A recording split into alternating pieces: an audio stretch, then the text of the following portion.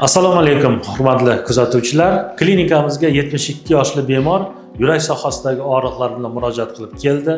Klinikamizda o'tkazilgan instrumental tekshiruvlar natijasida bemorga ichki uyqu arteriyasida kritik torayish hamda yurakni qon bilan ta'minlaydigan tomirlarda kritik o'zgarishlar aniqlandi. Assalomu alaykum. Men 1-2 yildan beri bosh aylanish, surunkali nafas siqish muammolari bilan ancha qiynalib, bu yerga kelib tekshiruvga tushdim.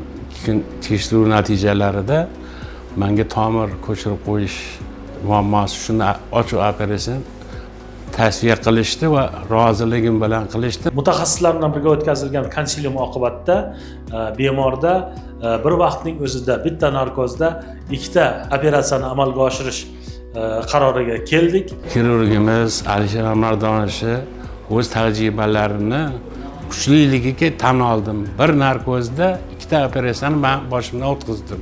Ham orqa tomirim yopiq ekan, ham yurakda ikkita, uchtasini bitta narkozda qildilar. Bularning o'ta kuchli xirurglariga aniq ishondim va o'zim ishonib bemalol rozilik bergan edim. Mana bemorimiz hozir birinchi etapda ichki uyqu arteriyasidan shu aterosklerotik plakchatni olib tashlash operatsiyasi, undan keyin esa yurakdagi tomirlarni shuntlash, koronar shuntlash operatsiyasini ishlab turgan yurakda amalga oshirishni rejalashtirib turibmiz.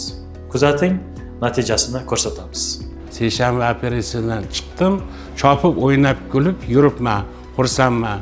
Doktorlarning hammasiga rahmat.